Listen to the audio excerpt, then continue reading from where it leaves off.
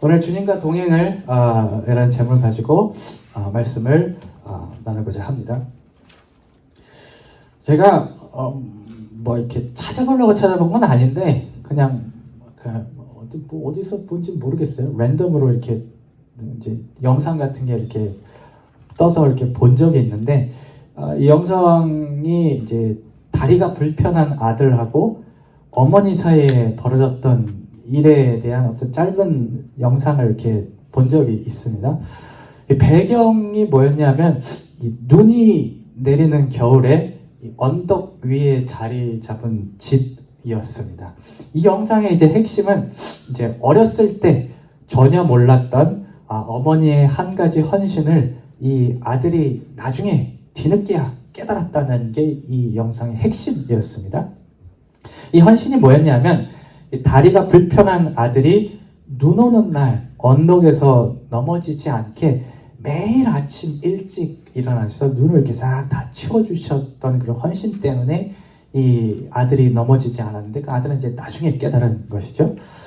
이 아들이 이 사실을 나중에 클 때까지 몰랐던 이유는 이 눈을 치우는 행위가 이제 아들이 일어나기 전에 이미 일어났었던 그런 일이었고, 또 그리고 눈 치운다고 해서 뭐 크게 바뀌는 건 아니잖아요. 뭐 도로도 그대로 있고 뭐 집도 그대로 있고 다 똑같으니까 엄청나게 바뀌는 그런 일이 아니니까 이 아들이 몰랐어요. 그래서 이제 아들은 아마 그런가 보다 하고 이렇게 계속 지냈겠죠. 때문에 이제 상황을 주의 깊게 관찰하고 곰곰이 생각할 수 있게 된 어른이 돼서야 이 어머니의 헌신을 알게 되었다라는 게 이 메시지의 영상의 핵심이었습니다. 사실 주님께서 베푸시는 은혜들도 말씀드린 이야기의 어머니의 헌신처럼 잘 보이지 않는 것들이 참 많은 것 같아요. 특히 우리가 이렇게 평범하게 살아갈 수 있도록 이런저런 환경을 만들어주시는 이 주님의 은혜들은 이 은혜들이 만드는 변화가 뭐 엄청나게 큰 것이 아니기 때문에 우리가 관심을 갖고 유심히 살펴보지 않는 이상 잘 보이지 않는 것 같습니다. 이런 은혜들이 잘 보이지 않는 것에는 우리에게도 어느 정도의 책임이 있어요. 왜 뭘 이렇게 좀 이렇게 엄청난 걸 인생은 한 방이라는 그런 생각을 한 번도 안 가지고 계시구나. 저는 그런 생각을 가질 때가 있거든요. 뭔가 엄청난 게 내 상황 속에 내 삶에 주어졌고 싹 바꿀 만한 어떤 그런 은혜들이 나한테 주어졌으면 내가 더 열심히 할 텐데. 제가 저 가끔씩 하거든요. 근데 사실 그런 생각을 갖고 있으면 뭐 그게 나쁜 그런 은혜를 주시기도 하는데, 그런 기대를 가지고 이렇게 주변을 살다 보면 작은 것들이 잘 눈에 들어오지 않아요. 혹시는 발견하더라도, 작은 거를 발견하더라도 별거 아니네, 뭐 그럴 수도 있겠지 하고 이렇게 넘어가게 되는 것이죠. 저희 주님께서 베푸시는 작은 은혜들에 대해서 잠시 생각해 보고자 합니다. 특별히 이 은혜들이 갖춘 가치와 어떻게 이러한 은혜들 안에 살아갈 수 있는지에 대해서 다니엘의 삶을 통해서 잠시 생각해 보고자 합니다. 제가 지난주에 다니엘을 이렇게 읽을 일이 있었는데, 묵상할 일이 있었는데, 전체를 쭉 읽으면서 느낀 게 하나 있습니다. 다니엘의 삶의 원동력이 이 자잘한 은혜들에 있었다라는 것입니다. 물론 이러한 결론이 다니엘이 경험했던 은혜들이 평범했던 것이라는 건 아니에요. 뭐 예를 들어서 한 달 전에 얘기했나요? 사자굴에서 다니엘이 살아났죠. 사자굴에 던져졌는데 하나님의 사자 입을 봉해 주셔갖고 물지 못하게 만들고, 이런 은혜는 어떻게 보면 굉장한 사건이고, 때문에 우리가 이 다니엘이 하나님으로부터 정말 큰 은혜를 입었다라고 말할 수도 있을 것입니다. 근데 한 가지 생각해 볼 것은, 이 다니엘이 받았던 은혜들의 규모가 아무리 컸을지라도 그가 처한 특별한 상황 자체를 바꾼 것은 아니었다는 사실입니다. 무슨 얘기냐면, 다니엘이 처음부터 끝까지 지냈던 곳은 하나님을 믿지 않는 곳이었어요. 이 하나님을 믿지 않는 사람들이 둘러싼 이 환경 자체는 아무리 하나님의 은혜를 부어줬어도 변하지가 않았습니다. 그의 고향과 그의 예배를 드렸던 또 성전은 다른 나라 사람들에게 넘어가서 나중엔 파괴되었고, 다니엘 자신조차 나중에 고향에 돌아가지 못해 그냥 영원히 이방인으로 살았어요. 그 상황 자체는 바뀌지가 않았습니다. 다니엘에게 주어졌던 은혜가 제가 작은 은혜들이라 라고 말씀드린 것은 바로 이 때문입니다. 이것들이 그가 처한 상황의 큰 틀은 한꺼번에 바꾸지를 않았거든요. 그런데 이 다니엘에게 주어진 작은 은혜들은 그가 처한 상황 가운데서 그를 계속해서 잘 살아가게 만들기에 충분했습니다. 이러한 은혜들은 오늘 본문 9절, 15절에서 잠시 볼 수 있죠. 9절에서 언급하는 것처럼 필요할 때 좋은 사람들을 만나게 하셨고, 15절에서처럼 건강하게 만들어 주셨어요. 이 하나님께서는 작은 손길들을 통해서 다니엘이 어떤 상황 속에서도 어쨌든 서바이벌, 살아갈 수 있게 만드셨고, 결국에는 자기가 속한 나라의 왕을 마주할 정도까지 성장시켜 주었습니다. 그러니까 하나님의 작은 은혜들이 다니엘의 삶을 이렇게 계속해서 떠받치고 이끌어가고 있었던 것입니다. 우리 또한 다니엘이 받았던 것과 같은 작은 은혜들이 정말 많이 필요한 것 같아요. 우리에게 주어진, 제가 인생을 논하기에는 아직 젊지만 여기 연배가 있으신 분들은 인생이 짧지만 또 길잖아요. 이 긴 시간 동안을 완주할 수 있게, 완전히 이렇게 잘 끝낼 수 있게 만들어주는 어떤 것들은 뭐 한 방에 크게 주어진 이득이라기보다는 결국 계속해서 관심을 가지고 우리의 필요를 적절하게 채워주는 작은 손길들이 우리에게 필요하기 때문입니다. 주님의 작은 은혜들은 바로 이러한 삶의 역할을 감당하고 있고, 그래서 우리에게 참 필요한 것 같아요. 그렇다면 다니엘의 삶에서는 어떻게 이런 작은 은혜들이 끊이지 않았던 것일까요? 오늘 본문 8절은 그에 대한 실마리 하나를 제시합니다. 우리 한번 8절 다시 한번 읽어보실까요? 시작! 다니엘은 뜻을 정하여 왕의 음식과 그가 마시는 포도주로 자기를 더럽히지 아니하리라 하고, 자기를 더럽히지 아니하도록 환관장에게 구하니. 아멘.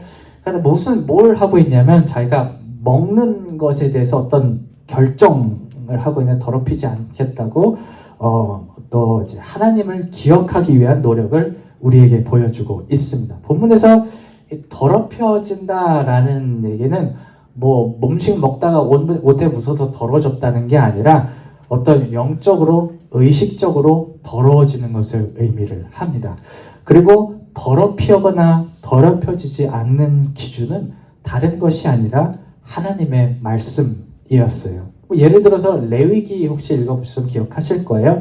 레위기에 보면은 음식에 대한 여러 가지 법들이 나오는데, 그 중에 하나는 이걸 먹었을 때 괜찮은 것, 이걸 먹었을 때 더럽혀질 만한 것. 지금 뭐 유대인들 계속 지켜요. kosher food 하면은 다 그런 게 연관이 돼 있거든요.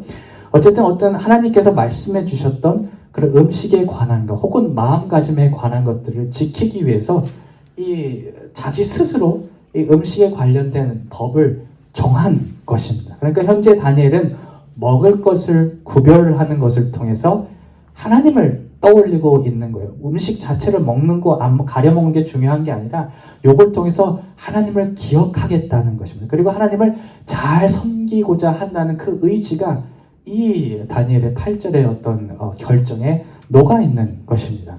다니엘의 의지를 주목할 만한 것은 아무도 다니엘에게 이렇게 하라고 강조하지도 않았고, 또 그리고 이렇게 한다고 해서 칭찬해 줄 사람도 없었기 때문입니다. 오히려 그의 상황은 하나님을 기억하는 것과 반대의 것들을 요구했어요.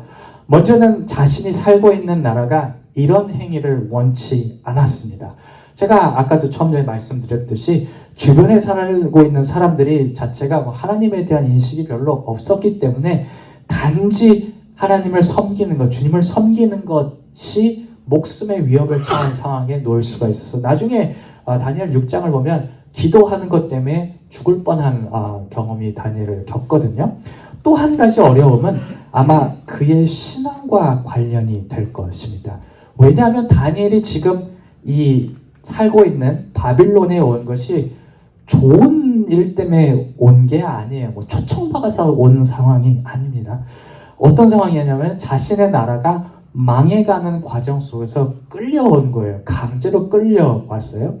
근데 이것이 신앙적으로 도전이 될 수 있었던 것은 이 자신의 나라, 자신이 살고 있던 예루살렘, 이 이스라엘, 이 유다 이 지역이 하나님께서 지켜주시겠다고 수차례 약속하셨던 바로 그 나라였기 때문입니다.